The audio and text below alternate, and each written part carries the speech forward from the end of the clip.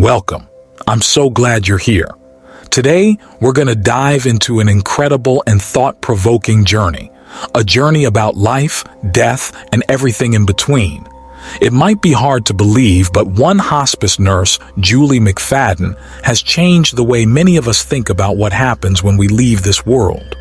Julie is a registered nurse who has spent years in hospice care, helping terminally ill patients and their families navigate the difficult and emotional final stages of life. But what sets Julie apart is that she went beyond just the clinical aspects of her job. She witnessed things that challenged everything we think we know about death and life after it. Her stories and insights are not only eye-opening but inspiring, showing us that death doesn't have to be feared but understood. It's hard to imagine, but one hospice nurse has managed to shake the world with her honest and thought-provoking insights about life after death. Julie McFadden, a compassionate and experienced nurse, spent years working in hospice care, where she witnessed extraordinary events that challenge what we think we know about life and death. She is the one who dared to share what really happens behind the closed doors of hospitals and clinics, places many people enter without ever leaving. Julie's journey in the medical field began in acute care, but it was her work with terminally ill patients that led her to publish her book, Nothing to Fear, where she discusses these profound experiences. Julie's mission is simple: to help people stop fearing death. She believes that death isn't something we should dread, but something we need to acknowledge as part of the natural course of life. As a nurse, Julie has seen things that go beyond what science and medicine can explain. She's witnessed moments that make even the most skeptical people wonder if there's something more after we leave our bodies.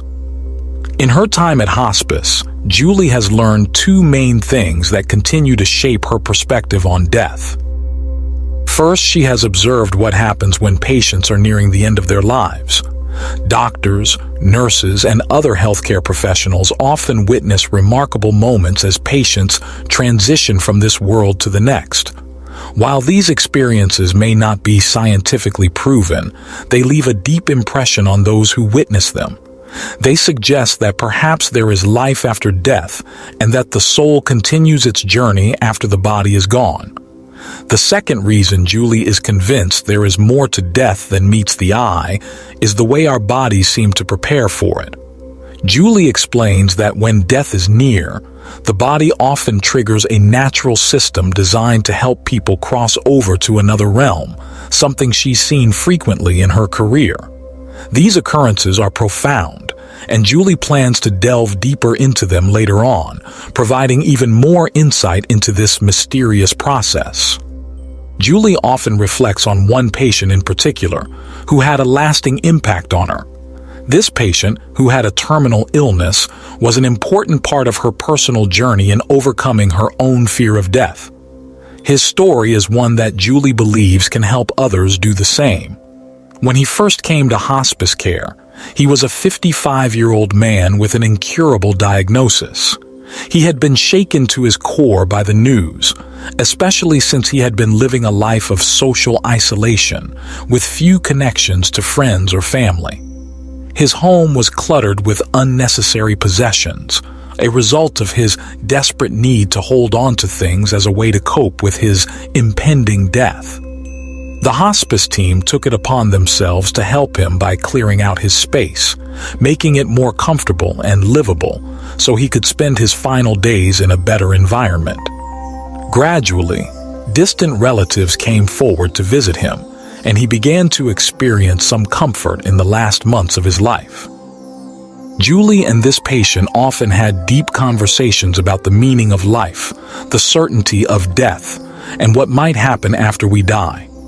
His health continued to decline, and on the day he passed, he lost consciousness.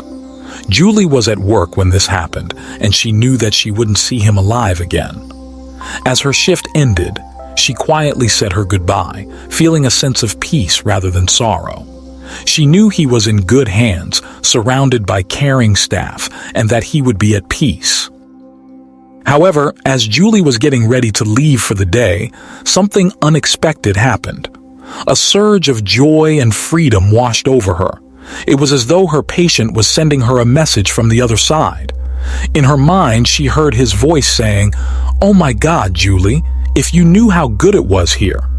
Despite the struggles he had faced throughout his life, in that moment, he was experiencing something truly beautiful and freeing. Julie was left astonished, filled with an overwhelming sense of happiness for him. When she checked her phone, she found a message from the nurse who had taken over her shift. The message confirmed that her patient had passed away. It was a strange and profound moment, one that Julie had trouble understanding at the time. She later learned that what she had experienced was a shared death experience, a rare phenomenon where someone at the end of their life communicates a sense of peace and clarity, often showing the person what it feels like to die. This powerful, serene experience stayed with Julie for the rest of her life, helping her to overcome her own fears about death. It was a memory that would stay with her forever, shaping her views and allowing her to help others see death in a new light. Julie McFadden's experiences in hospice care are a reminder that death is not something to fear, but rather a part of life that we can embrace with understanding and peace. Through her work, she encourages us to explore the mysteries of what happens beyond life, hoping that her stories will provide comfort to those who struggle with the idea of death. McFadden began sharing her insights into the mysteries of life and death through videos, her website, and a book that explores several profound topics. In her work, she addresses some of life's most pressing and thought-provoking questions. What happens when we die? What do people experience in their final days? What services does hospice provide? How do we cope with feelings of sadness and despair? She recounts the story of a 94-year-old woman in hospice care who often spoke in Spanish with loved ones who had passed away, her mother, sister, and cousins. One day, she paused, turned to her children who were standing nearby, and began speaking to them in English. The joy she expressed upon sensing the presence of her loved ones and eagerly awaiting their arrival was both moving and comforting. In another instance, a patient described seeing luminous beings a few days before her passing. These beings, who resembled her deceased parents, appeared to her the day before she died. They reassured her that they would never be separated from her again, and that they would be there for her the following day. For many hospice staff members, these moments are not unusual. Julie, a hospice worker, recalls an experience that left her in awe. One patient who had been in a steady decline suddenly showed signs of improvement. While sitting in an armchair, she began talking about her life and then suddenly asked, "Jim, what are you doing here?" as she turned to face the door. She fell silent for a moment as if waiting for a response, and then explained that her late husband had come to visit her.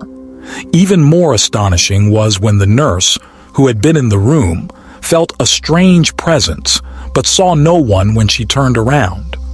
Later, the nurse overheard the patient speaking to someone invisible in her room. The patient was smiling and mentioned, "That's Julia, my good angel." The nurse, deeply moved by the interaction, understood that the patient was introducing her to an unseen presence. Julie believes in life after death. After witnessing hundreds of deaths, she has no doubt that experts do not have the answers to explain these experiences. While some people attribute these visions to the effects of medication or try to explain them away through alternative theories, Julie maintains that she doesn't claim to know the truth of these experiences. She simply wants people to understand that they are real and normal.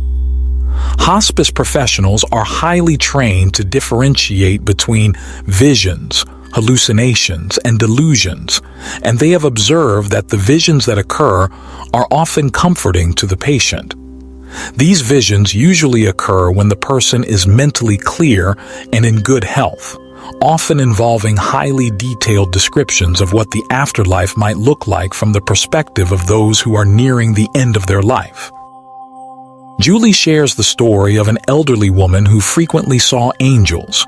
Though these angels appeared in many forms, they were always accompanied by a sense of peace and warmth.